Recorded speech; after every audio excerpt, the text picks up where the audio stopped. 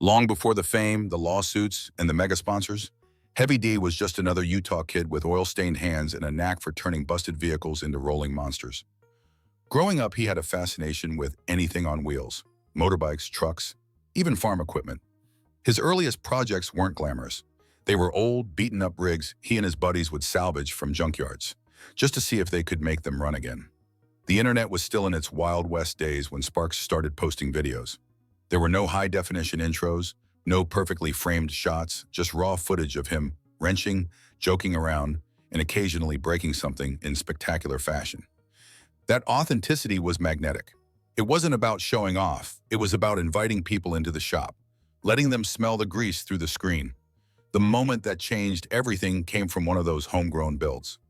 A wild custom truck caught the attention of The Tonight Show with Jay Leno.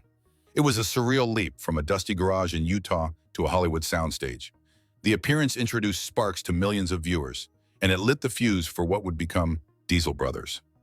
When Discovery Channel came calling, it wasn't just because Sparks built great trucks. It was because he had personality. He was part mechanic, part showman, part daredevil. And while the show was a dream come true, it also meant a whole new world of deadlines, contracts, and the kind of pressure that can crack even the strongest frame. But the fame came with a steep price. With cameras rolling and expectations soaring, Sparks refused to play it safe. The builds got bigger, crazier, and more expensive. The Mega Ram Runner was a turning point, a towering armored pickup that looked like it had rolled straight out of an action movie. It wasn't just a truck, it was a statement. Heavy D could build anything you could dream up. Then came the Brodozer. This wasn't just a monster truck, it was a phenomenon. Towering tires, a custom suspension system, and a paint job so bold it was impossible to miss. When Sparks took it to the Monster Jam circuit, it instantly became a fan favorite. In 2019, he pushed it beyond limits, landing a Guinness World Record jump that cemented his reputation as a driver who wasn't afraid to risk everything for a spectacular moment. The stunts got wilder. Sparks put snow tracks on Tesla's Cybertruck prototype, creating one of the most shared automotive videos of the year. He used a flamethrower to thaw a frozen helicopter, just to prove it could be done. Every project became a blend of mechanical ingenuity and pure entertainment value. But the bigger the stunts, the louder the critics. Environmental groups and safety advocates accused him of promoting wasteful, dangerous behavior. Some fans worried the focus on the spectacle was overshadowing the craftsmanship.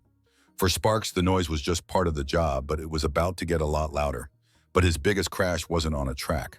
The year 2016 brought a storm no amount of horsepower could outrun.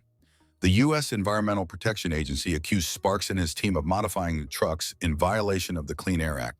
The modifications, regulators claimed, increased harmful emissions beyond legal limits. The lawsuit sought nearly $850,000 in penalties. The language in the court filings was brutal, accusing the Diesel brothers of flagrant misconduct. For a brand built on rebelliousness, this was dangerous territory. Sparks went public with his defense, arguing that the builds were intended for off-road use and that the government was overreaching. Fans rallied around him, framing the case as a fight between small business creativity and heavy-handed bureaucracy. Critics saw it differently, pointing to environmental impact and framing Sparks as someone who played fast and loose with the rules. The legal battle wasn't quick. Year after year, the case dragged on, eating into time, money, and energy. Sparks had to balance court appearances with filming schedules, all while trying to keep the business afloat.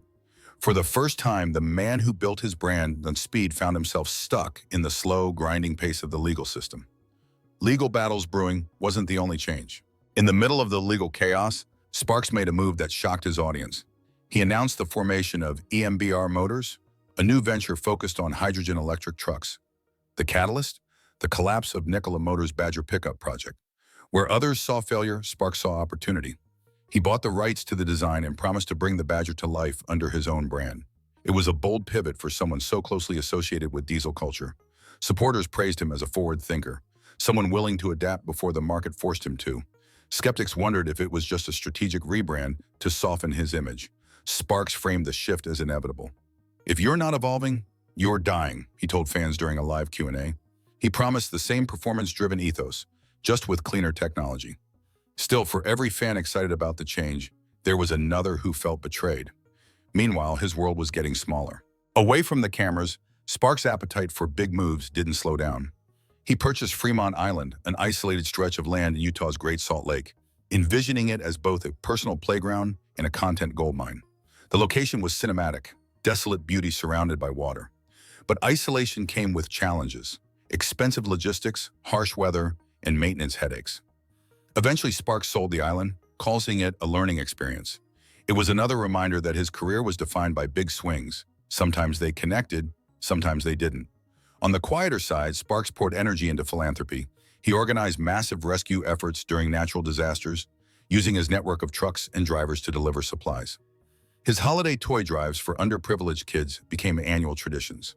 These moments rarely went viral, but they mattered deeply to the communities he served. It was proof that behind the showman's grin was a man who understood the weight of his platform.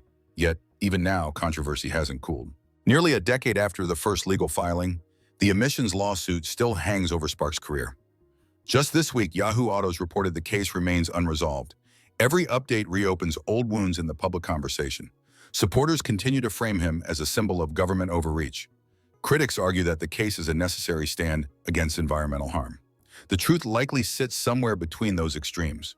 For Sparks, it's a constant reminder that success isn't just about building faster or bigger. It's about weathering storms you never saw coming. So where does Heavy D go from here? By the time the legal battles, the island venture, and the electric pivot had all collided, Heavy D was standing at a crossroads. The old formula, bigger builds, louder stunts, still drew clicks, but it no longer felt like enough. The industry was changing, the audience was changing, and whether he admitted it or not, he was changing too. Instead of doubling down on controversy, Sparks began fine-tuning his image. His social media posts shifted. More behind-the-scenes looks at problem-solving, more focus on craftsmanship over chaos. He showcased smaller, innovative builds, highlighting engineering details instead of just raw horsepower. He also began engaging more with fans on a personal level. Live-stream Q&As, open shop days, and community meetups replaced some of the grandiose reveals. It wasn't about abandoning the spectacle entirely. It was about showing the human side of the brand. In interviews, Sparks hinted at wanting to mentor younger builders, to pass on the lessons he learned, both the successes and the mistakes. He talked about creating opportunities for the next wave of fabricators and innovators, using his platform as a launchpad for others. And while some fans still miss the wild unpredictability of early Diesel brothers, others appreciated the evolution. To them, this was proof that Heavy D wasn't just a stuntman with a wrench. He was a businessman and a strategist, capable of reinventing himself without losing his core identity. But whether this rebuild will lead to his greatest chapter or a quiet fade-out is a question only time can answer. Dave Heavy D Sparks is a paradox, part rebel, part innovator, part showman. His journey from a dusty garage to national TV is proof that audacity can still beat the odds. But his story is also a warning. The bigger you build, the bigger the challenges that come with it. As he straddles the line between diesel tradition and a cleaner future, the next chapter of his career will decide his legacy.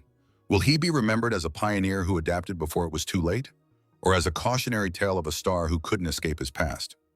Whatever happens, Heavy D isn't coasting. He's still building, still risking, still running full throttle into whatever comes next.